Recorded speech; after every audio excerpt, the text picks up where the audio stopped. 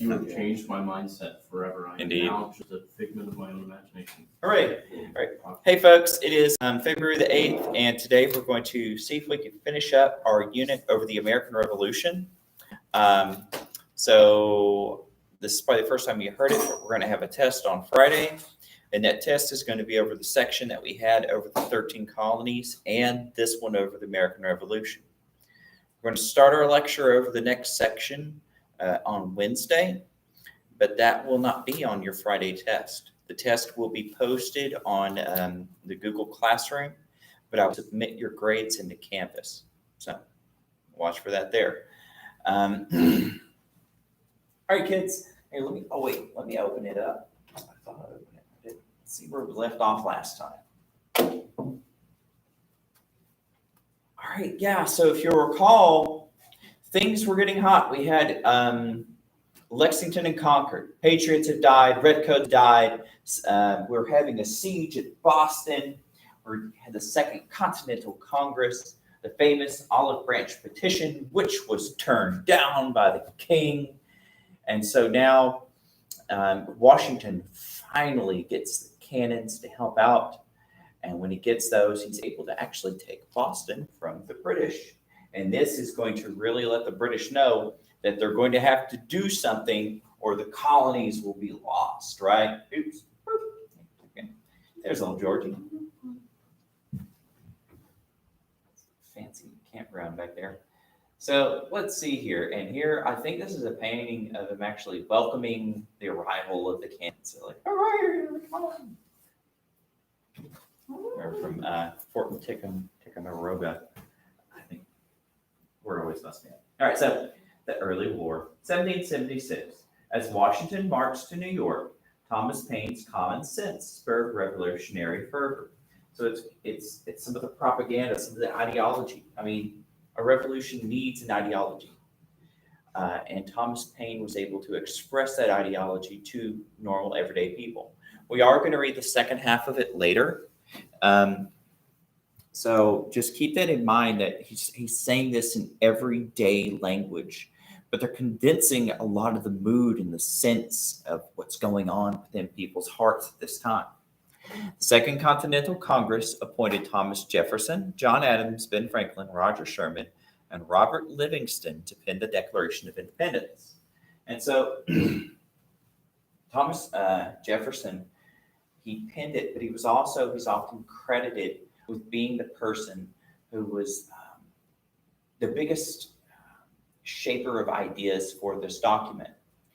And a great majority of this work comes from John Locke, especially from works such as his Second Treaty of Government.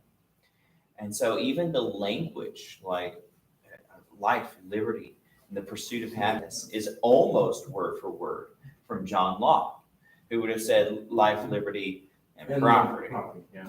Property. But so the thing is, too, is you have this document credited mostly by Thomas Jefferson, who was seen as a genius at his time, inspired by John Locke, is essentially going to be the ideas of the Declaration of Independence made into the supreme law of the land. And of course, y'all have read it before. We're probably gonna have to examine it again, just briefly later on. But a lot of the document is not just the philosophical background for it, but it's also things like a litany of complaints against the crown. So they're making up a case, like a legal case, like a lawyer. Like, this is why we had to do this. You failed to protect our people. You've taken our property. You've brought soldiers against us. You've imposed taxes without any legal backing, on and on and on and on about the failures of the British government and why they are just to turn them back in every direction. Washington was then forced to flee New York after a massive attack from the British. So he takes Boston, moves up to New York, which is another major city for the colonies. The British are going to have a counteroffensive and drive him back down. And we're going to see that George Washington is going to be most successful when he fights as an unconventional general. Conventional warfare used during this time is the British special team. They're the best schooled, supplied, and trained for this. They have the best generals for it. However, you have a hometown advantage for the Patriots, and they're willing to break rules, which helps out a lot. And then later, we're going to say we're going to get some international help. It's really, really going to be cool. And they say another thing too is that the British are going to be very distracted during this period. A lot of their navy and their forces are actually going to be tied down in India during this time. And so that's one of the differences it's going to be between the American Revolution and the War of 1812. In the American Revolution, the British Navy and Army was held back by other problems within their empire. But during the War of 1812, they are going to throw everything they have at us. That's going to be one of the reasons why we're going to have such a hard time during that war. But we're not there yet. What were they doing in India?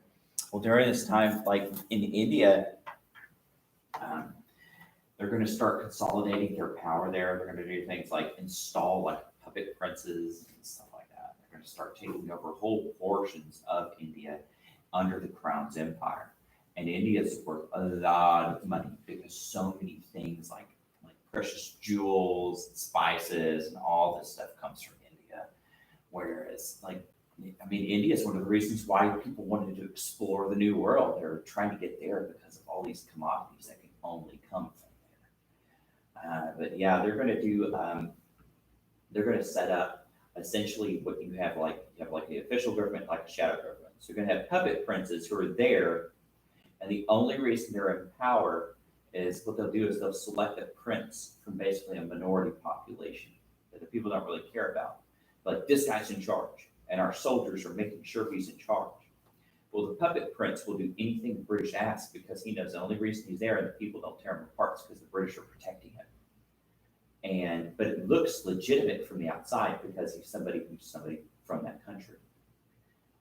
They're going to do that again. They do that forever. They're going to do it in Iraq and all kinds of places later. But then they're also going to do things like you're going to build like.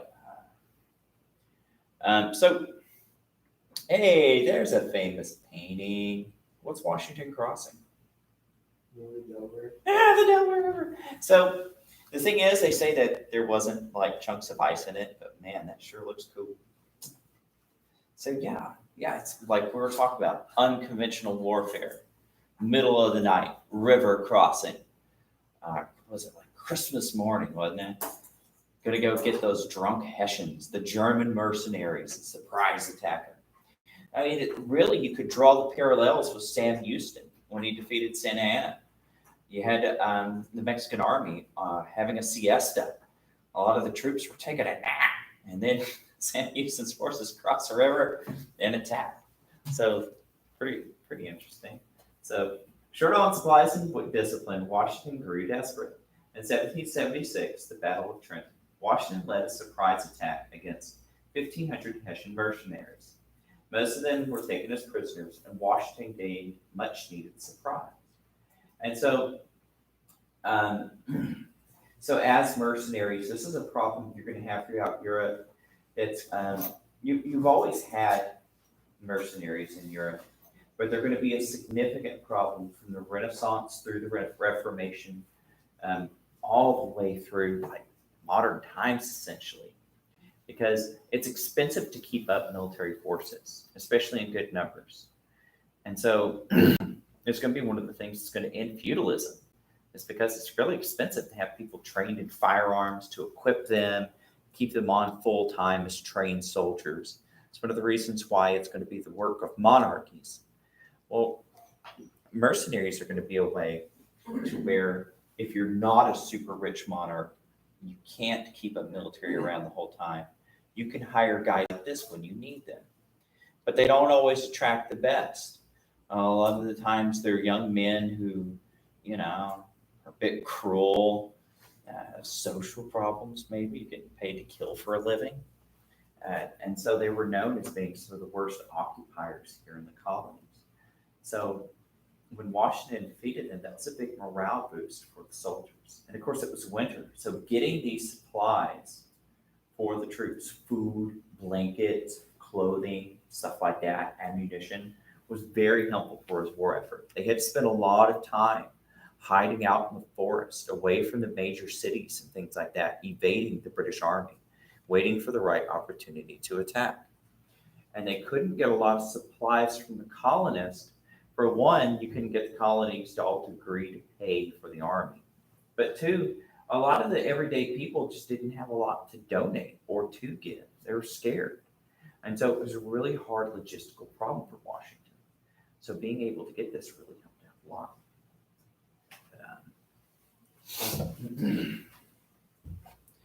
Yeah, so back then Germany was like very disunified. It was like you didn't even have like Prussia as a major power yet, if I remember right. So What countries were around that were in World War II? well, World War II there was Germany. Like Germany's going to be unified before World War One. But yeah, back then like Germany was essentially like a collection of like a couple of hundred like principalities, where you might have like local prince here, or you might have they're called, what are they called? A lot of small independent, especially in northern Germany, like city states, where people were like middle class, like I guess you'd say like guilds people who had their own businesses and stuff, and they would form their own like self-government, their own little republics, and they'd wall up their cities and stuff like that. And they would have pretty good business ventures, but they didn't have like a big government.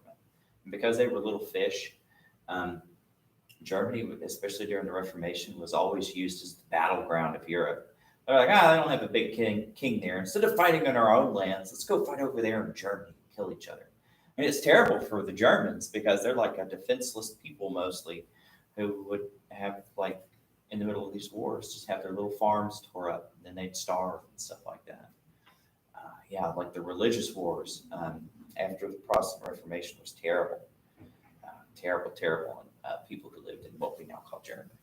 All right, so 1777, the Battle of Saratoga. General Burgoyne was surrounded by Americans and forced to surrender. So this is going to be known as I need to change that. So this is going to be one of the changing points within the American Revolution. This is when we're going to see that the Americans are finally going to start gathering momentum. Before this time, the main forces of the war, the Patriots spent their time in retreat, hiding out, like I told you. And that's the main effort. In the South, you had a lot of very ugly civil war, where you would essentially have vendetta against another family against family, farms and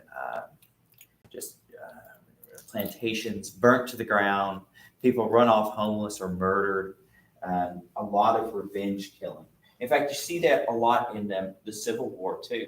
You'll have people who are completely neutral, but next thing you know, some guy's brother or his sons wind up dying to the Union or to the Confederates.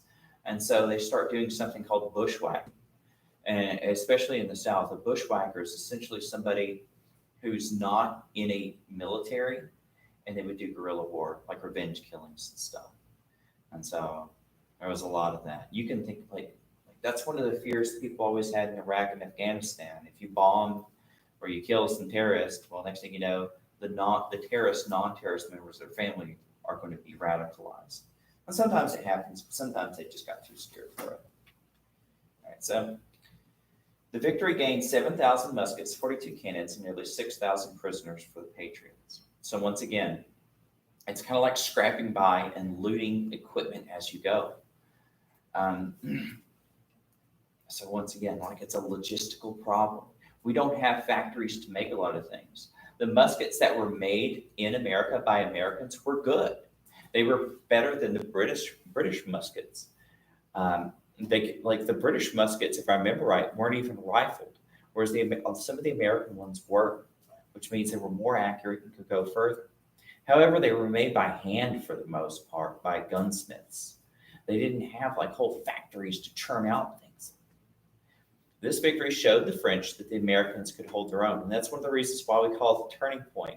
Not only was Washington miraculously able to hold his own victory, but it showed that where we had diplomats sent to France, like I believe John Adams was one of them, begging them for aid. They're like, look, historically, y'all have always been enemies of the British. Remember that time they stole Canada from you? Don't you want to get back? Well, this victory showed that, like, hey, maybe they really are a big nation. No, it's Ben Franklin. That's what I'm thinking about, right? Ben Franklin was. Ben Franklin. Wouldn't it be nice if you were on our side while we're getting this victory? You could kind of get back your enemies, and they're going to do it. The French are going to decide to help us out, but the poor Frenchies, kind of like we talked about how the French and Indian War put England into massive debt. France is helping us out in the American Revolution is going to hurt their economy so bad because of their government spending. It's going to be one of the things that's going to lead to the French Revolution. So you see, it's really dangerous to have a nation go into a major war without figuring out how to pay for it first. You can get victory, but it might be short term. When you have to pay your bills later, you might find that things don't go the way you wanted it to. But thankfully, they helped us out. So we got America. Yay. All right. So 1778, the Treaty of Alliance signed, bringing an alliance between the Americans and the French. And so France enters the war. So now we are recognized as a nation state because, traditionally you just don't sign treaties with just individuals. It has to be one country with another. Good for us. In 1778, Washington's troops winter at Valley Forge. So this is a very ancient thing, is that especially in cold climates, you don't war during the winter season for obvious reasons. Same reasons you don't fight at night. It's too chaotic. It kills men's nerves. You can't see. They hurt their own people. They get hurt just moving and walking around and accidentally poking each other.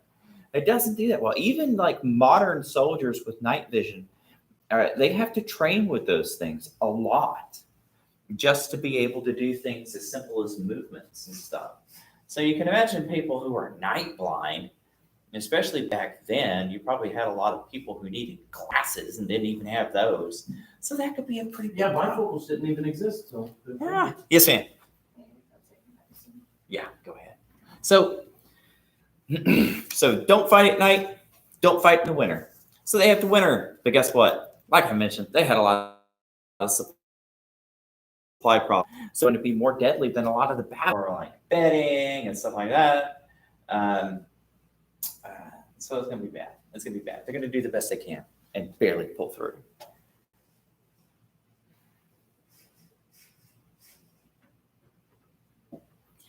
But I highly recommend that you read the chapters for this in the book. This is towards the beginning of the book. I don't remember the exact chapters, but you really should have more of a background to this than just my lecture, right? So it helps out a lot. Okay.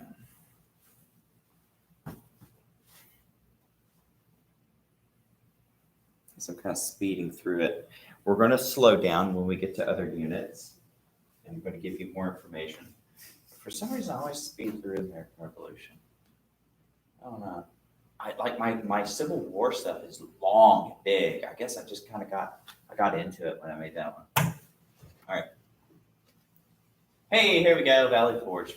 So, a lot of there was a lot of problems at Valley Forge. Not only was it a cold winter, the troops had to make the barracks for themselves to stay in when it was already getting cold. They didn't have a lot of food, so a lot of them were having to buy their own food. But Continental Congress didn't really give them money. They gave them IOUs. They're like, here's a piece of paper.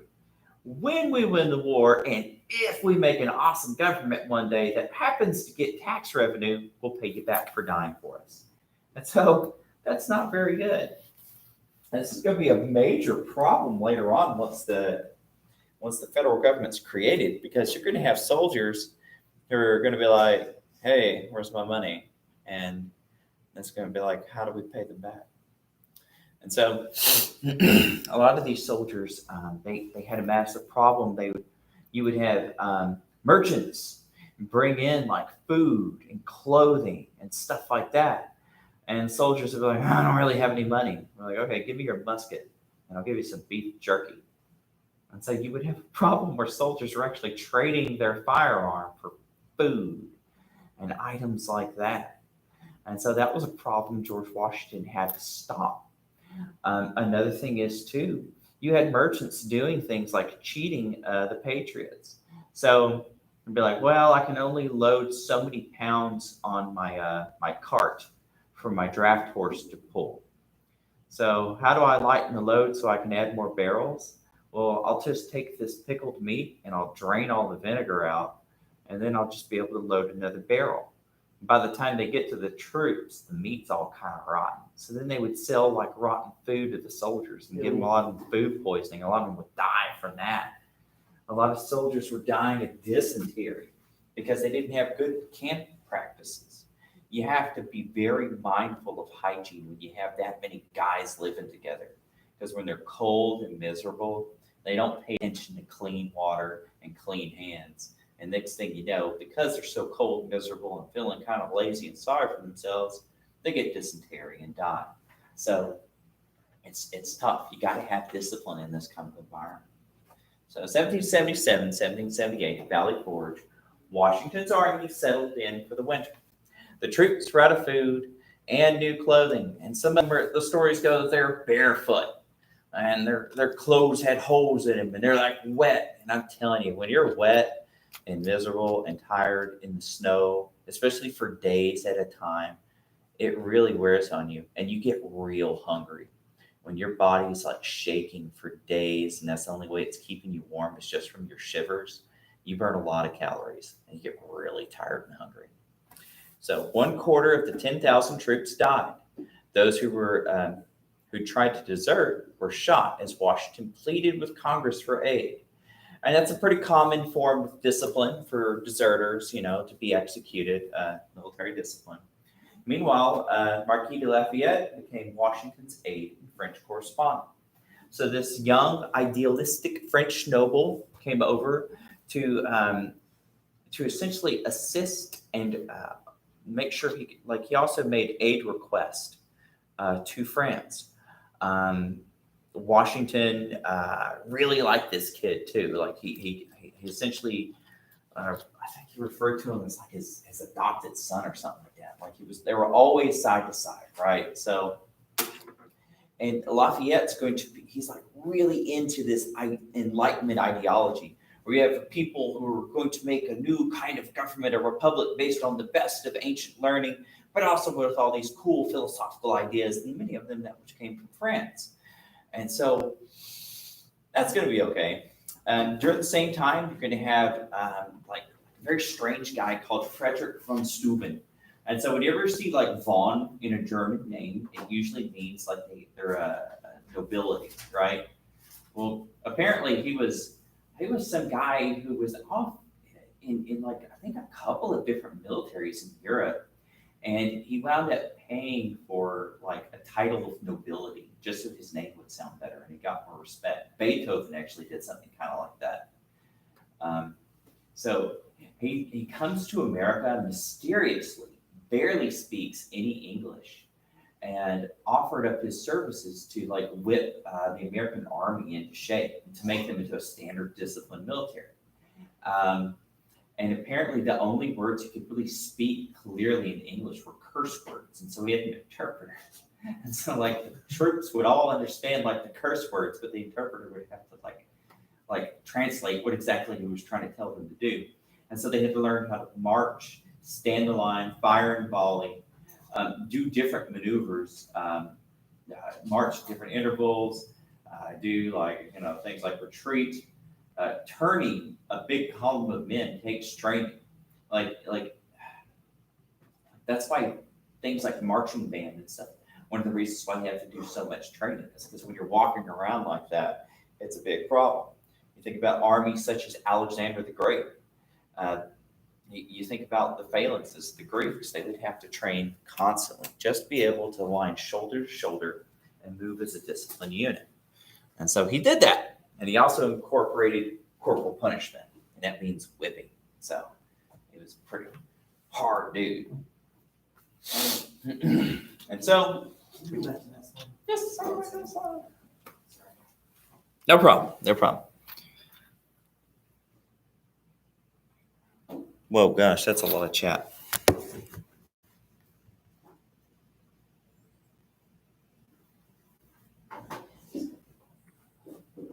Plato's poet, is that Jalissa? No, that's Logan. That's you? Oh, Yeah. that's Jalissa. Logan's watching the No, I'm watching it. I'm listening it, and then Is there a delay? it's very slight. There's line. Oh, that's okay. Yeah, because I know my internet was acting super janky earlier. Just I been couldn't commenting even, on it. I couldn't even open up Khan Academy or. You know, it's not bad. Okay, that's It's good. going through just fine. Just not, nobody else is watching except for me. Okay, well, hopefully those other three girls will watch later. It seems like they did. Okay. Oh, Yeah, well, they did yeah. last week. We had some good viewership. All right, folks. So moving on from our brief. Okay, so the big one, Battle of Yorktown. So, all right. So I didn't talk too much about this. Now, gosh, I didn't realize I made this so brief when I was making it. So there's a lot of things I did skip over in the war. So during this time period, you're, yeah.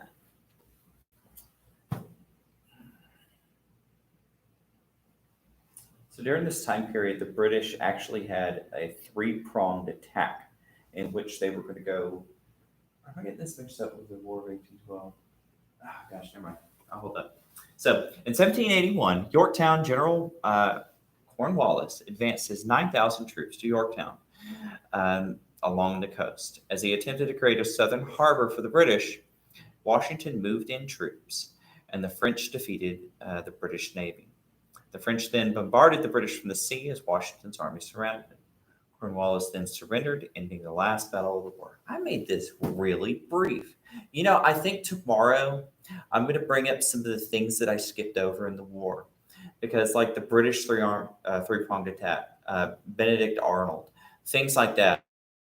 Like there's something really missing from this. I'm kind of mad at myself now. So yeah, I'll get to work on that. Like I want to improve this and go back. I want to rewind Wednesday, be like, here's some of the things Mr. Wagner missed. Because I'm like, this is just some brief things as far as the battle, some of these battles go. All right, so yeah, Cornwallis, he wants to go ahead and he believes that a lot of his support, and this is a big thing that the British really overestimated. They overestimated the amount of support they had in the South. They thought that since the Southern colonies were more conservative towards the British viewpoint, like, you know, God bless the Queen and the King and all that stuff, that they'd be able to go down there and garner up popular support and raise up troops from down there to help fight Washington. Problem is, when they go down there, they find it didn't really work that well. The people that they did get, yeah, they were hard to do it, but not as many people as they thought. They thought they could hold and turn entire colonies. Didn't work. Cornwallis thought that maybe if he could go around the South, yeah. Mariah's going to be late because her medicine was on the other campus. Okay. So Cornwallis thought, well, it's the best we got. So he goes down there and he's wanting to essentially attack Washington from the South. They didn't understand just how many of the French were going to come in. So the French send the heart of their navy in. They managed to defeat this small contingent of the British Navy compared to its entire navy. And then from there, they're going to be able to fire their cannons from the ocean and bombard the British, who barely have time to dig in, which is one of the only defenses they can have is earthworks. And after enduring this for a couple of days, Washington's going to essentially be able to accept the terms of surrender from Cornwallis. Story goes, Cornwallis comes up and tries to hand him his sword, and Washington declines. And there. It's the end of the war.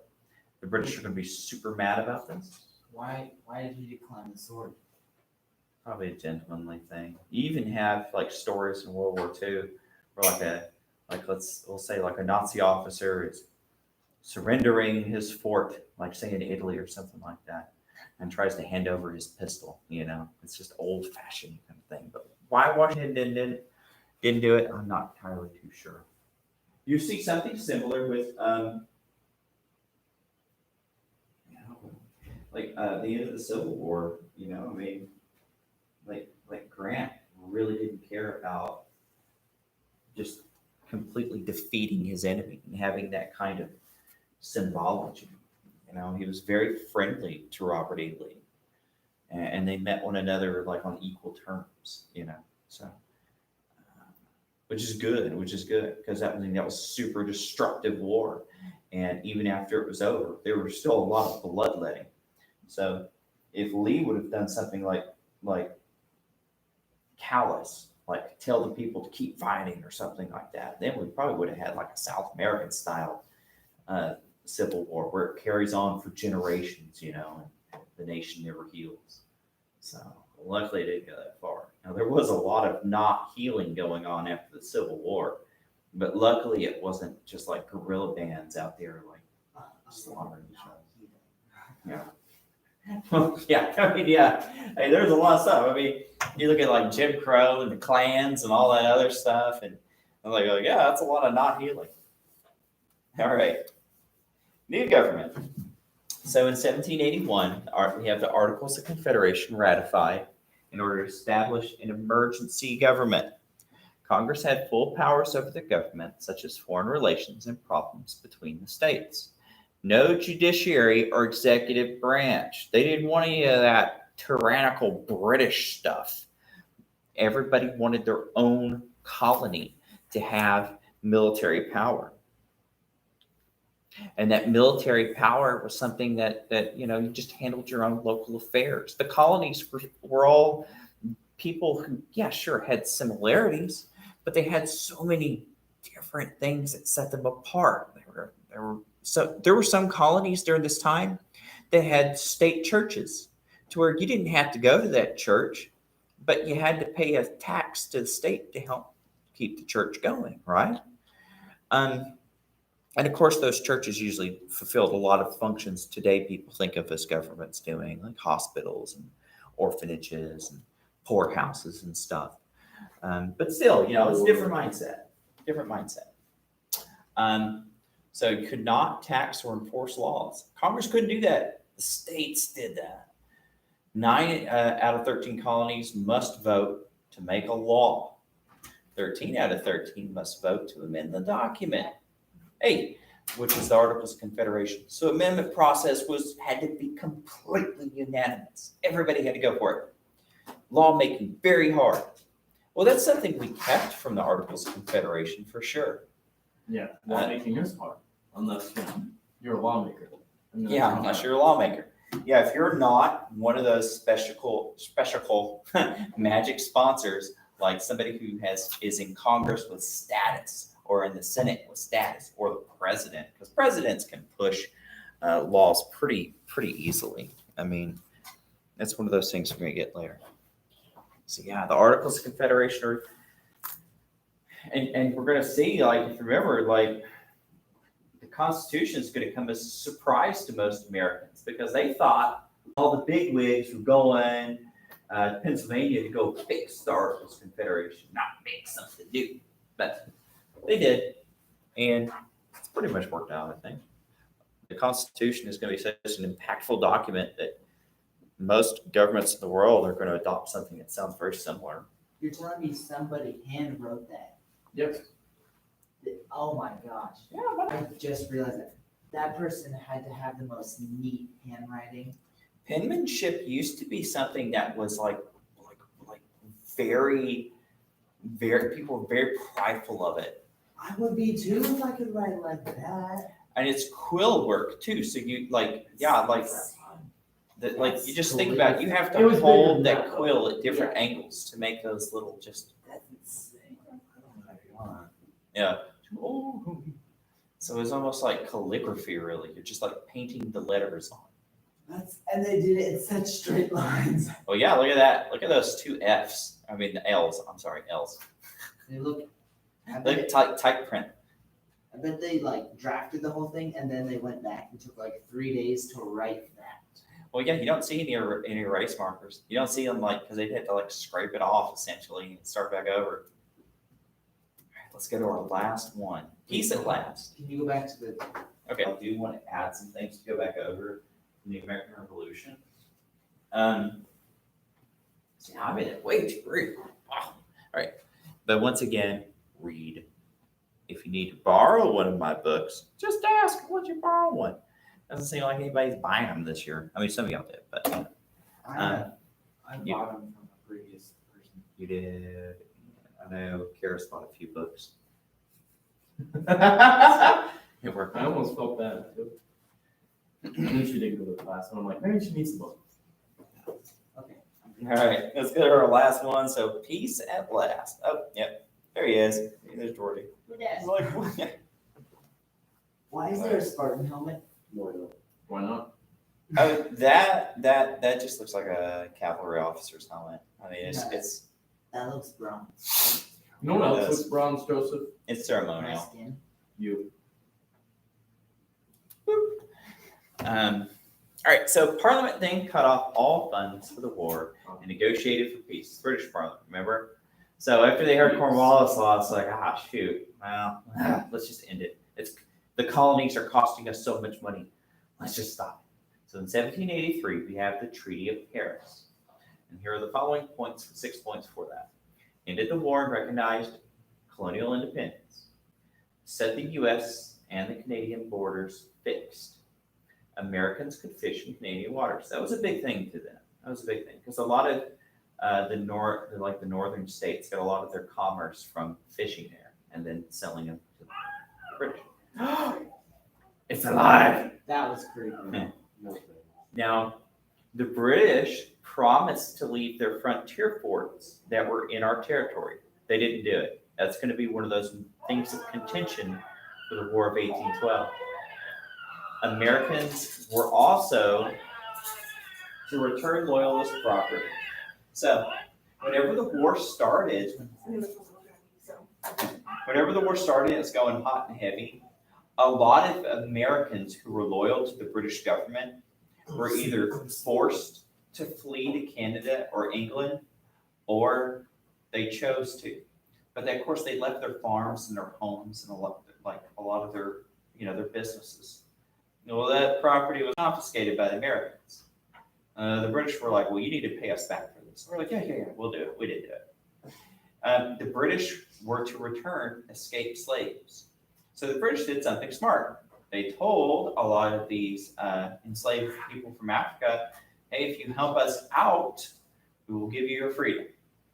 And so, well, a lot of them wound up going to Canada at the end of the war, and the British said they'd return them back to America, but they didn't.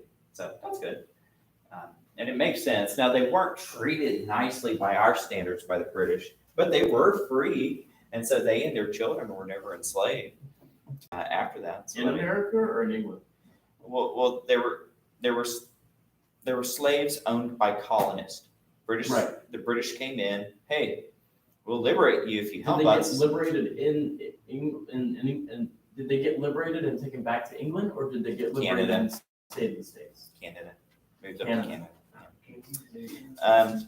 And so then they had like the kind of gray area of living as freedmen or freedwomen inside of the British Commonwealth, which, it wasn't very cheery then either, because of course they didn't have equal rights and like property ownership, education, things like that. So, but it was a way to ensure that they weren't enslaved. So that was good. So, but yeah, so no war reparations were made on those sides, but the war was over, at least for now.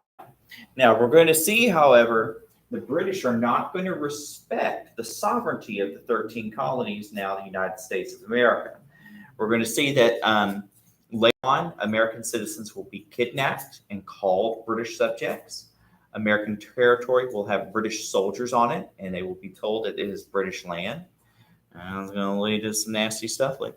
And then what war is that? It's going to be 1812, but then it's going to. Wrecked. British, Yeah. we beat you up. Well, we did in Louisiana. We did in Louisiana. All right, folks. So that's going to end our lecture for today.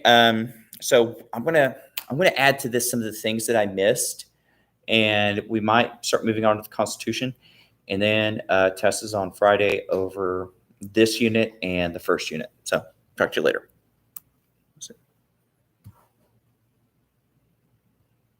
This thing doesn't accurately tell me how many people are on it.